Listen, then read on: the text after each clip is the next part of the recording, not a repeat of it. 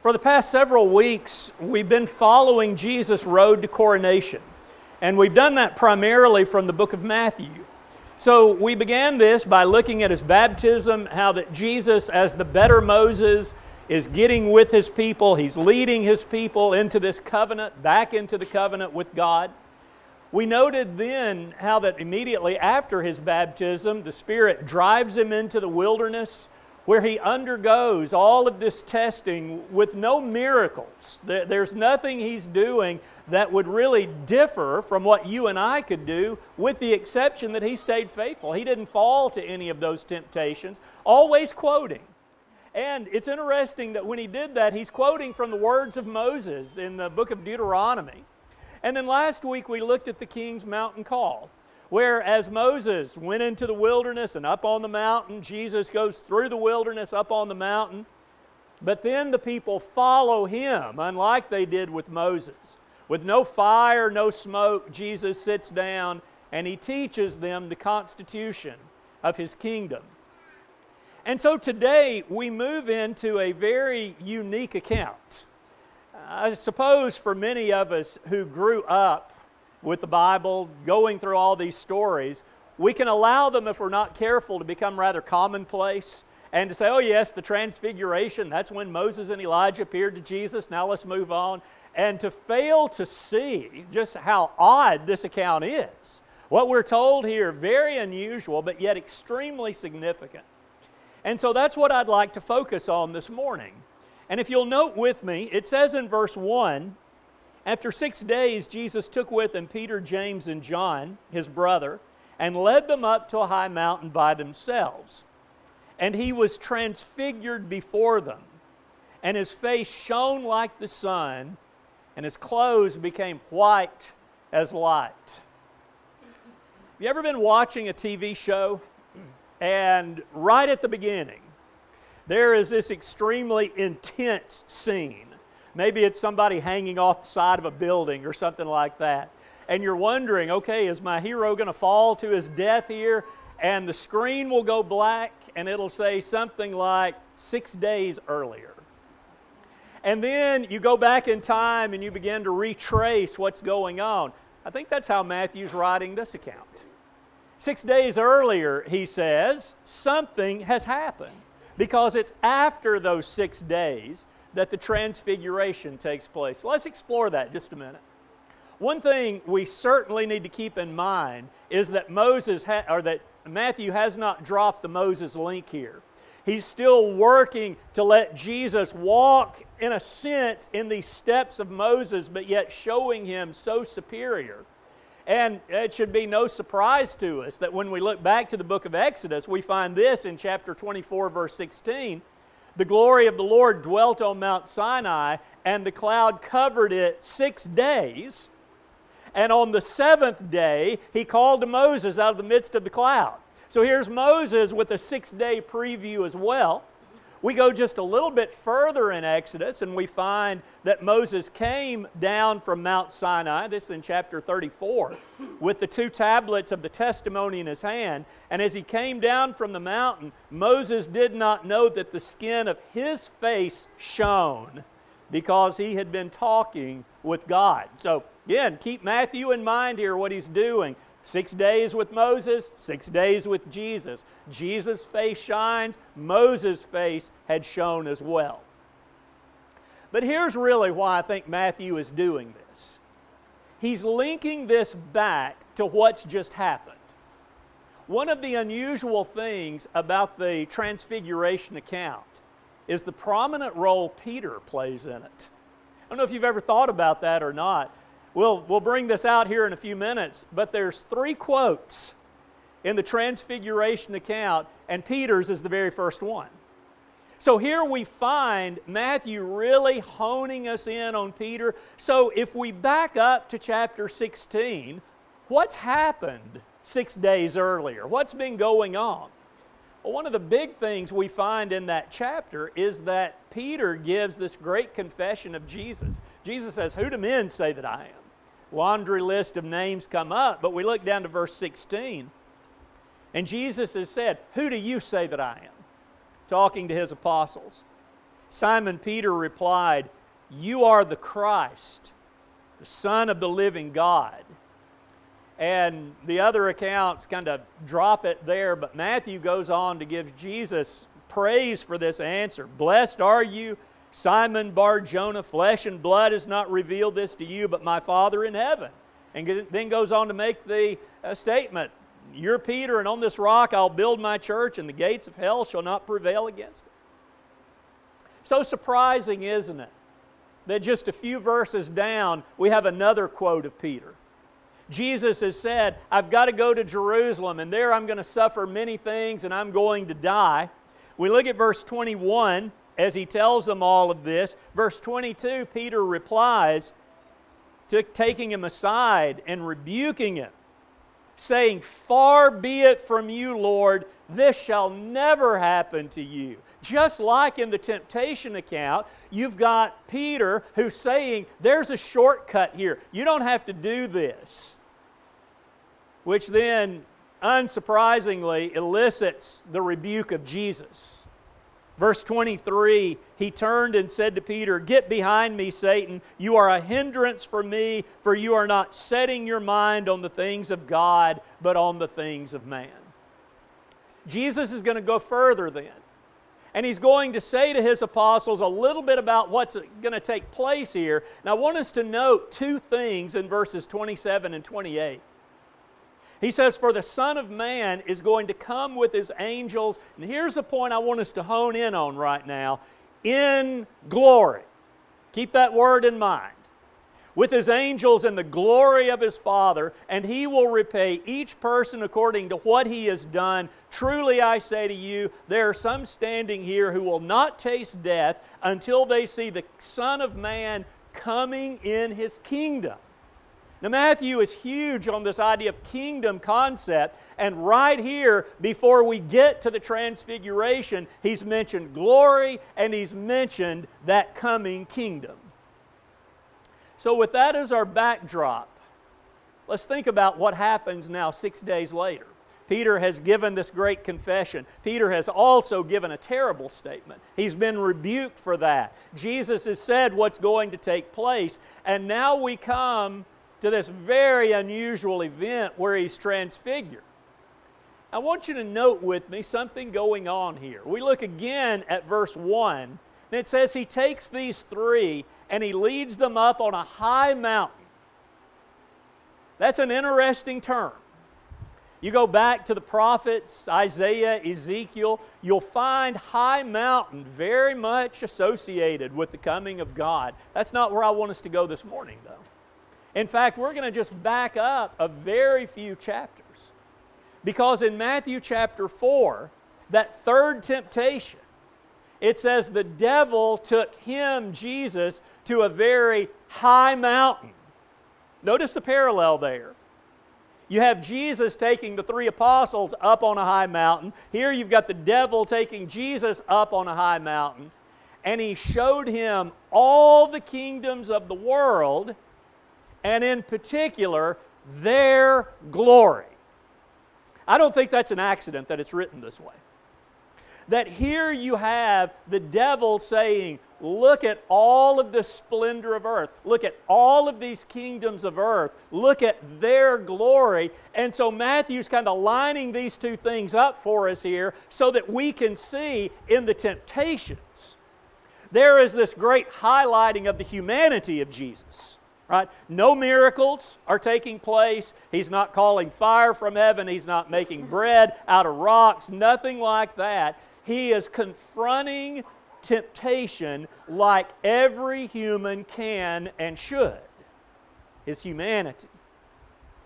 But here on the Mount of Transfiguration, there is a key emphasis on His deity. What these three are going to see is something very big going on as His glory is going to be revealed to them. Now let's again pay particular attention to that word glory. You look at that word throughout the Bible, and oftentimes it's used almost synonymously with light. You'll find glory and light, the glory shone out. Well, that's no accident. Because from the very beginning to the very end, you've got light associated with God. We know the beginning quite well, don't we? God said, "Let there be light." I think there's a lot going on in that statement, don't you? It's not just He's turning the lights on. He's saying the glory is entering this place. God is coming in.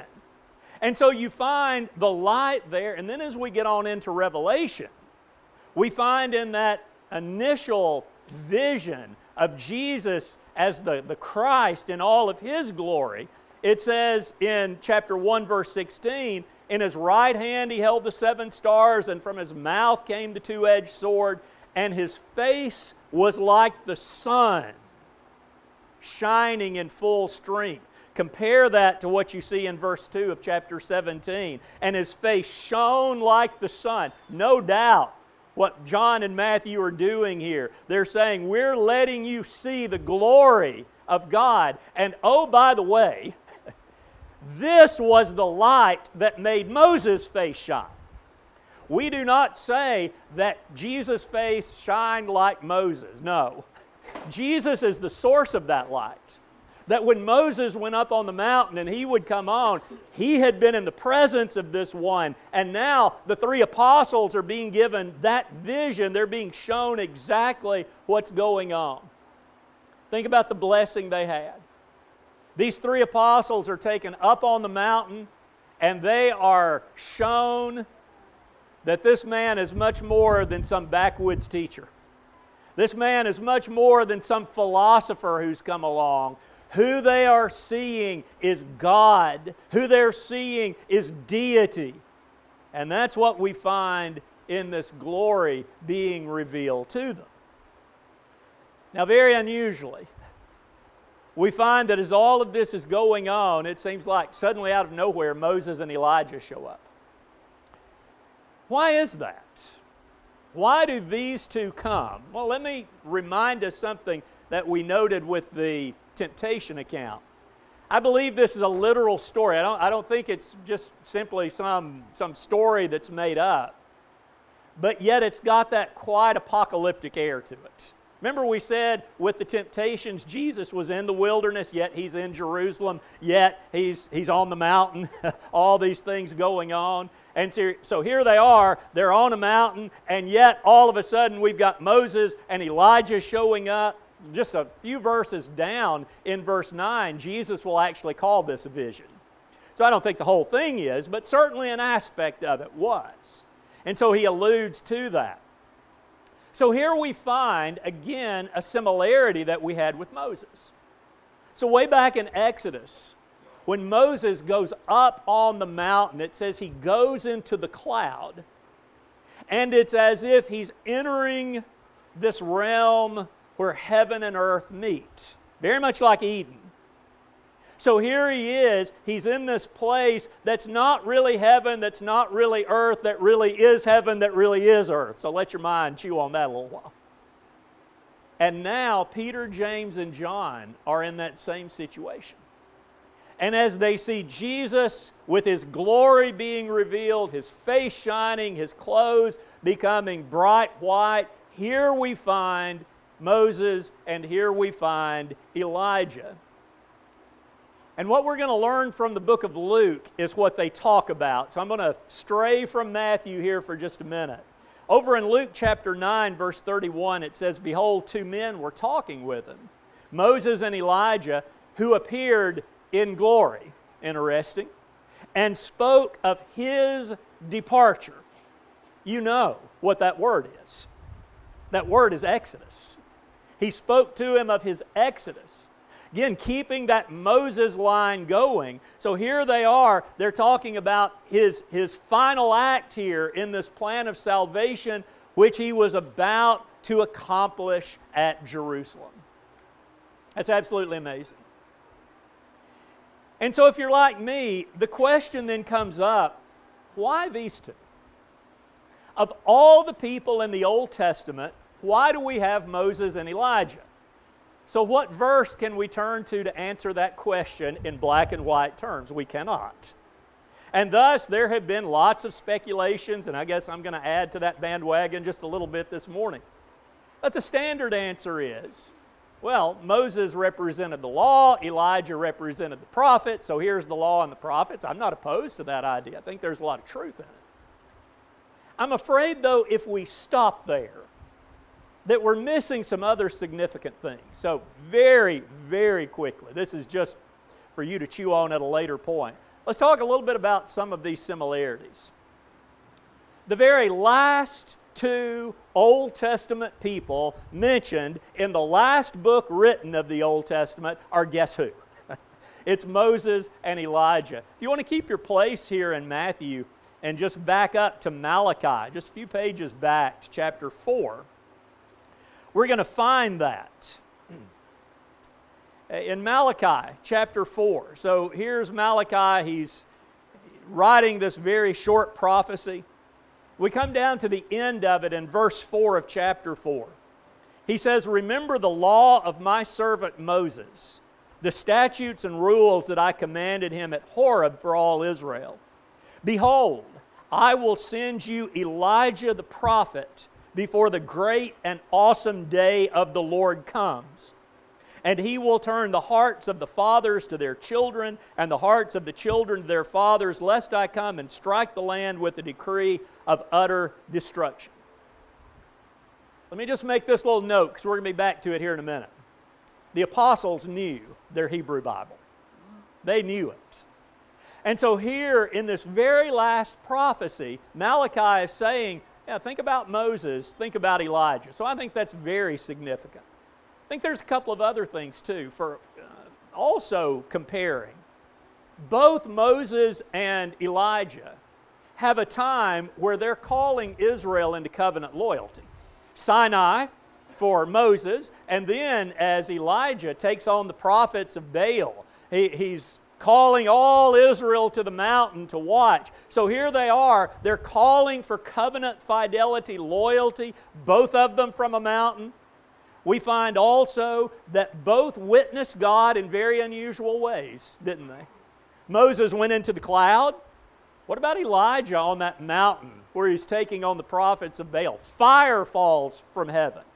And then when Elijah is having a very bad season in his life, he has this conversation with God there on a mountain also. And then one other thing, just to quickly note, is both of them had very unusual situations at their death. You had Moses, who was taken by God and buried. Nobody to this day knows where he's buried. You had Elijah, who saw the chariots of fire and then taken up to heaven in a whirlwind. So I think when you look at why these two appear, certainly they represent, in a sense, the law and the prophets, but there is a whole host of things going on here as to why they were significant. Now, I would love if Matthew had stopped and told us all about that. Wouldn't you like to know that conversation that took place? Here's Moses and Elijah and Jesus having this conversation, but we're going to turn our attention to Peter. And you think of all the things we could have known, why is it that the Holy Spirit is directing Matthew to say, don't say anything about this conversation. Focus in on Peter. Thus we find, as we mentioned earlier, of the three quotes, here's Peter with the very first one. He's seeing all of this going on, and as he looks at this situation, he says, "Lord, it is good for us to be here." I agree with that quote, don't you? I hope that's something I would have said. This is tremendous, what we're being allowed to see. No real speculation about that part, but he doesn't stop. He goes on and he says, tell you what, I'm going to build 3 booths. One for you, one for Elijah, one for Moses. I'm going to build those right here on top of the mountain. Now our question is, why did he say that? We're given at least part of the answer by Mark. So we're going to drop out of Matthew just a minute, go to Mark, and Mark says, oh, he said this because he was scared to death. It's kind of like Mark's writing all this, and he punches us in the ribs, and he says he didn't know what he was saying. He was so scared. Right? Can you imagine that conversation maybe as Mark is interviewing Peter? He's saying, tell me about this. And Peter says, we were terrified. We didn't know what was going on. But I guess my question is that all? That even in a state of fear, this is an unusual statement. To say, let's stop everything and let me build 3 booths. Again, a lot of speculation's gone into that. Let's look at one line of thought maybe that doesn't get the prominence of the others. There's a lot of association with the Feast of Booths and the Day of the Lord. Remember that passage we read in Malachi? When he says, when the day of the Lord comes, Elijah is going to come, he's going to prepare the way. So Malachi has linked Elijah and the day of the Lord together. I want to note with you one other prophet that I think helps us out here, and that's the prophet Zechariah. Chapter 14, I'm just going to look at 2 verses here. The leadoff verse of this section says, behold, the day is coming for the Lord. So the day of the Lord is coming, when the spoil taken from you will be divided in your midst. And then he gives some explanation. Verse 16, everyone who survives of all the nations that have come against Jerusalem shall go up year after year to worship the King, the Lord of hosts, and to keep the Feast of Booths. There is a ring of the day of the Lord and the Feast of Booths joined together here in Zechariah. Remember what I said earlier? The apostles knew the Hebrew Bible. They knew these prophets. And so here's Peter. By the way, you remember the last quote of Peter 6 days earlier? Lord, stop. None of this has got to happen. You do not have to go to Jerusalem and die. You don't have to do that. And so I offer this simply for your consideration that maybe the reason Peter's making this statement is because he's thinking, I'm going to get my wish. Because maybe here on this mountain is the beginning of the kingdom. We've got Elijah, we've got Moses kind of in the cheerleading section over here, we've got Jesus shining like the sun. Maybe he's not going to have to die after all. And with that, we have our second quote coming about, which would be even more terrifying. Because as all of this is going on, it says a cloud comes. And after Peter makes his statement, it says the voice spoke. And this voice says almost the same thing that was said at Jesus' baptism. This is my beloved Son in whom I'm well pleased. But he adds 3 words, at least in English. Listen to him. Oftentimes we read that and we say, oh yes, Peter's being told, you don't listen to Moses and Elijah anymore, right? That their time is gone. Well, to an extent that's true. I'm a somewhat simplistic thinker. So I take this statement at face value as a response to Peter. You ever told your kids, be quiet and listen to what I'm telling you? When do you say that? It's when they're coming up with all the alternative plans, right?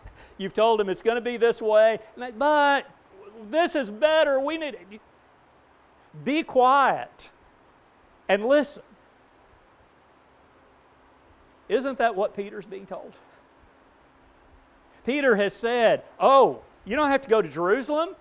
You don't have to die there. This can be handled in a different way. And if he's got this thought in mind, well, this is it. This is the Feast of Booths. I'm right. Here God is saying, listen. The Son is telling you what you need to hear. This plan is leading to Jerusalem. It must lead to Jerusalem. It must lead to His death for it to be consummated. Which then leads us to the third quote. But let's set that quote up a bit. Because just as out at Mount Sinai, it says the apostles were terrified of this voice. You remember the people at Sinai? Chapter 20 of Exodus, verse 18, when the people saw the thunder and the flashes of lightning and the sound of the trumpet and the mountain smoking, the people were afraid and trembled as they stood afar. And now here's the apostles watching all of this, and it says they were afraid. And yet Jesus is going to come to them with His third quote, taps them, they look up, He's back to how they're used to seeing Him. And He says, have no fear. Well, there's still an echo chamber going on here. Because as the people were terrified at Sinai, Moses said to the people, do not fear. For God has come to test you, that the fear of Him may be before you, that you may not sin. But there's one extreme difference here. This time, the command to not fear is not given through a mediator. It's God speaking Himself. This one that they just witnessed in this transfigured state with His face shining and His clothes bright now says to them, you got nothing to be scared about. And what a comfort those words must have been to them. Now, this has to be recorded for a reason, doesn't it? That here some 2,000 years later, we're looking at this very unusual account, and we could go for a really long time in answering why that is. But I want to leave you with just two things to take away from it. One of those is simply this: we got to understand who it is we serve. We got to know who it is. We might think, well, of course, we're here this morning. We're sitting in hot weather under a tent so we can hear about it. I'm not so sure we get it like we need to. Sometimes we tend to do a lot of focusing on the human side of Jesus. We spend a lot of time in the Gospels. We talk about His words and we talk about His interactions and how He showed compassion and all of these wonderful things. And that's important, and we must see His humanity because that was essential for the plan of salvation. But that must never veil His glory. That as we think about who it is we're here to serve this morning, that like those apostles, we can understand that this was a whole lot more than some rabbi. The words we have recorded aren't some backwoods philosopher who was in Galilee 2,000 years ago. This was the Son of God who is given in His full glory there in Revelation, as we looked at just earlier. And with that perhaps comes the more important point. We must remember who we serve. I bring that out because of these three apostles. They saw something nobody else at that time was able to see.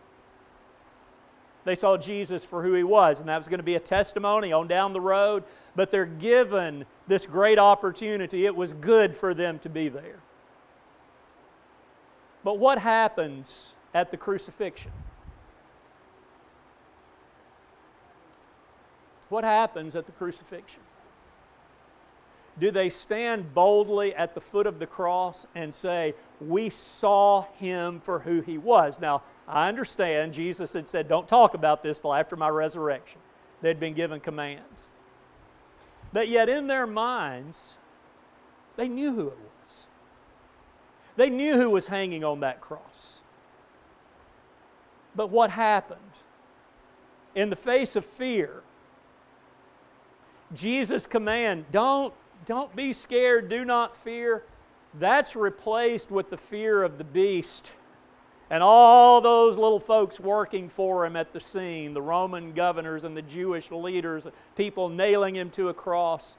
And they became terrified at their peers when the one that they served had said, you don't have to fear. Believe me, I do not speak in judgment on them in that regard. I believe I scarcely would have done much better than they did, if at all. Because what we see then and really throughout time, is that fear can oftentimes deter righteousness.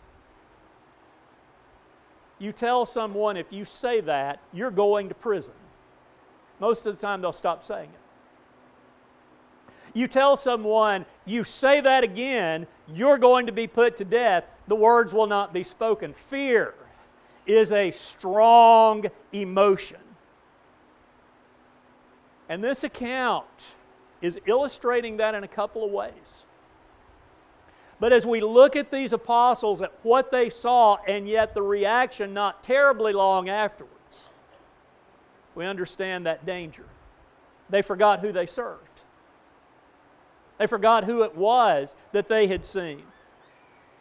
And so perhaps one of the reasons God has chosen to give us this account is so that we can remember in those times of fear who is in control. You see, it's so easy when we can meet together and we can worship God, and there's nobody who's trying to stop us from that. There's no false teachers, there's no soldiers, nobody's trying to stop that from happening, and we can say we are tough, we are people who are invincible.